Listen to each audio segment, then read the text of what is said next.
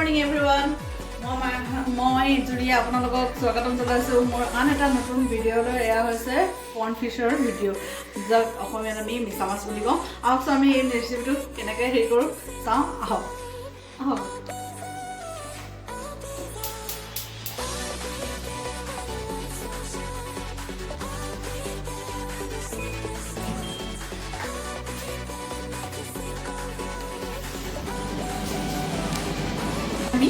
এই মিছা মাছখিনি কৰ্ণ ফিছখিনি আমি নিমখ আৰু হালধি দি পেলাই অকণমান মেৰিনেট কৰি থৈ দিলোঁ এইখিনি বাছি কুচি লোৱা হ'ল ধৰিছোঁ এই টুকুৰখিনি আমি ফ্ৰাই কৰি ল'ম কেনেকৈ কৰিম কি কৰিম আহক আপোনালোকৰ লগত প্ৰথমে আমি ফ্ৰাই পেনখন গৰম কৰি ল'লোঁ অকণমান তেল দি মাছকেইটা ফ্ৰাই কৰি ল'ম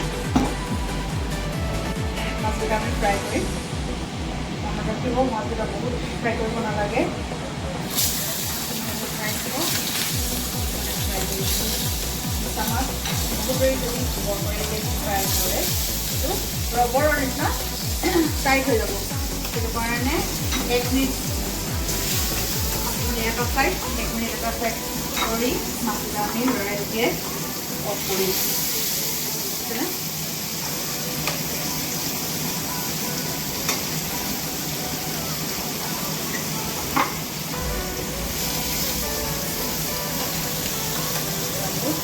মাছখিনি মই ফ্ৰাই কৰিছোঁ 1 মিনিট এইটো চাইডে লৰাই নেক্সট চাইডটো মই আকৌ উল্টাই দিম আপোনালোকে এনেকৈ মই কৰি আছোঁ চাই থাকক এইটো আপোনালোকে চিমত নহয় অকণমান হাই ফ্লেমত ফ্ৰাই কৰিব হাই ফ্লেমত ফ্ৰাই কৰাৰ পিছত এই হৈ গ'লে আপোনালোকে উল্টাই দিব মাছকেইটা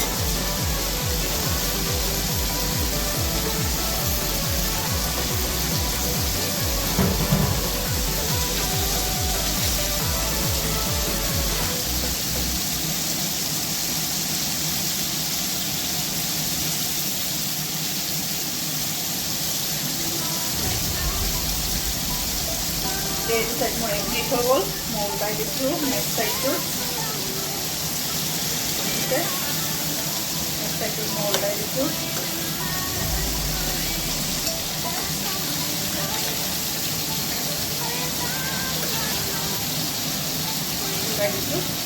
কাৰণ মিছা মাছ এটা হেৰি কি আপুনি যদি বেছি টান কৰিবলৈ যায় মিছা মাছটো যদি আপুনি বেছি টানকৈ ফ্ৰাই কৰিবলৈ দি হয় তেতিয়াহ'লে মিছা মাছটো ৰবৰ নিচিনাকৈ অকণমান টাইট হৈ যাব সেইটো কাৰণে মিছা মাছ আমি বহুত দেৰি ফ্ৰাই কৰিব নালাগে হাই ফ্লেমত 1 মিনিট ফ্ৰাই কৰি ল'লোঁ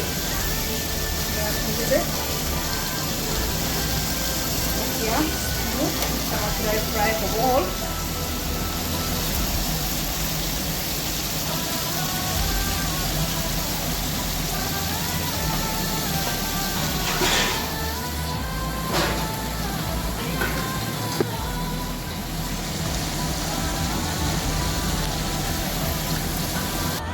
চব মাছকেইটা ফ্ৰাই হৈ গ'ল দেখিলেনে 1 মিনিট এটা চাইড 1 মিনিট এটা চাইড বেছি সময় ফ্ৰাই কৰিব নালাগে এতিয়া মই এখন কেৰাহী পাতিছোঁ কেৰাহীখন অলপ গৰম হ'ব দিছোঁ তাত তেল দিছোঁ এতিয়া বহুত বেছিও তেল নালাগে অলপ তেল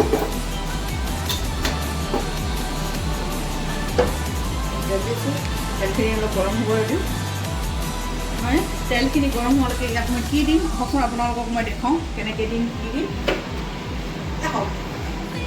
এয়া মই এটা মিডিয়াম চাইজৰ পিঁয়াজ যদি আপোনালোকৰ ওচৰত ডাঙৰ পিঁয়াজ থাকে এটা দিলে হ'ব যদি মিডিয়াম থাকে তেতিয়াহ'লে 2টা পিঁয়াজ মিহিভাৱে কুটি ল'লোঁ এতিয়া মই মিক্সি এটা গ্ৰাইণ্ডাৰ 2টা বিলাহী কাটি ধুই থৈছিলোঁ মই বিলাহী 2টা কাটি দিছোঁ লগত দিছোঁ সোৱাদ অনুসৰি অকণমান জলকীয়া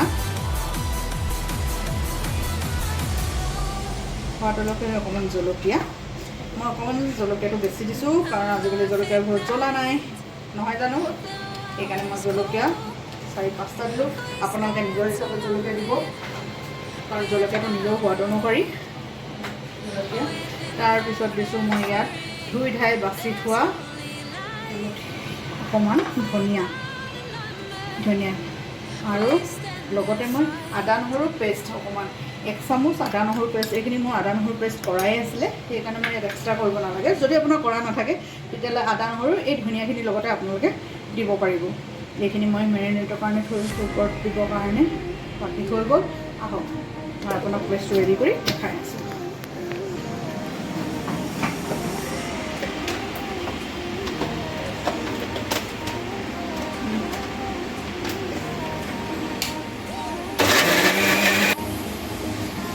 এতিয়া মোৰ আদা নহৰু যিখিনি দিছিলোঁ ধনিয়া হৈ গ'ল বুজিছা। আহক এতিয়া আমি নেক্সট ষ্টেপলৈ আগবাঢ়োঁ। এয়া হৈছে মোৰ কাটি থোৱা পিঁয়াজখিনি মই এতিয়া তেল গৰম উঠিলে এতিয়া আপোনালোকে গৰম তেলত মই কাটি থোৱা পিঁয়াজখিনি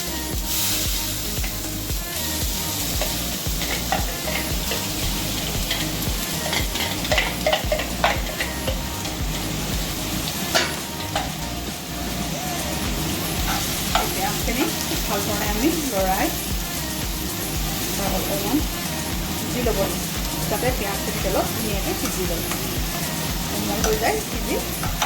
তাৰপিছত মই কি কৰোঁ আহক খাই যাব। এয়া দেখিছে আপোনালোকে মোৰ পিঁয়াজখিনি ৰঙচুৱা হৈ গ'ল, অকণমান দামী কালাৰ। ইয়াত মই ঢালিম এতিয়া মই যে পিচি থৈছিলোঁ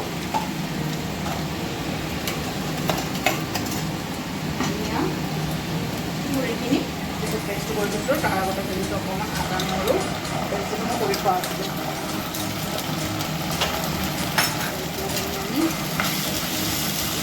হৈ যাব ইয়াত এতিয়া ঢালিম আমি থোৱা ধনিয়া পেষ্টটো, দেখিলেনে ধনিয়া পেষ্টখিনি।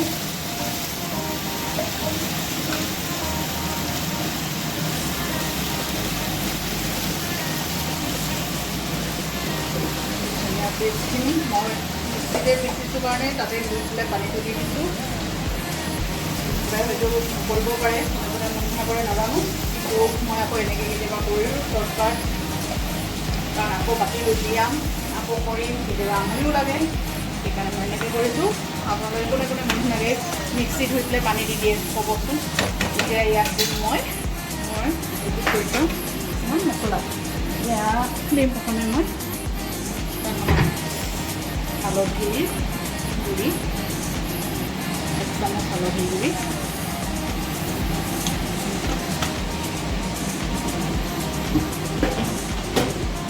সোৱাদ অনুসৰি অকণমান নিমখটো অকণমান চাই ল'ব, কাৰণ আমি মাছটো ফ্ৰাই কৰোঁতে আগতে নিমখ দিয়াই হৈছিলে, সেইকাৰণে নিমখটো আপোনালোকে চাই ল'ব। কিমানটো পৰিমাণৰ নিমখ আপোনালোকে বিচাৰে সেইটো হিচাপত আপোনালোকৰ সোৱাদ অনুসৰি নিমখ।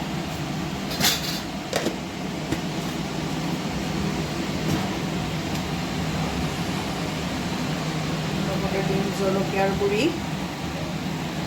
চামুচ, 2 চামুচ। আমাৰ জলকীয়াটো খোৱা হয় সেইকাৰণে জলকীয়া গুড়িটো আমি দিছোঁ। লগতে দিম মই জিৰা গুড়ি 1 চামুচ, তাৰ লগতে মই ধনিয়াৰ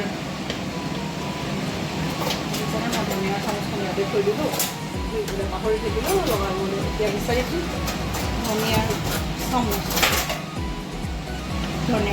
এতিয়া ধনিয়া দিছোঁ মই, ইয়াত ধনিয়া দিছোঁ 1 চামুচ ধনিয়া, আৰু জিৰা 1 চামুচ, ধনিয়া 1 চামুচ, হালধি 1 চামুচ, জলকীয়া গুড়ি 1 চামুচ, দেখিলে নহয় আপোনালোকে, আৰু নিমখ নিজৰ সোৱাদ অনুসৰি।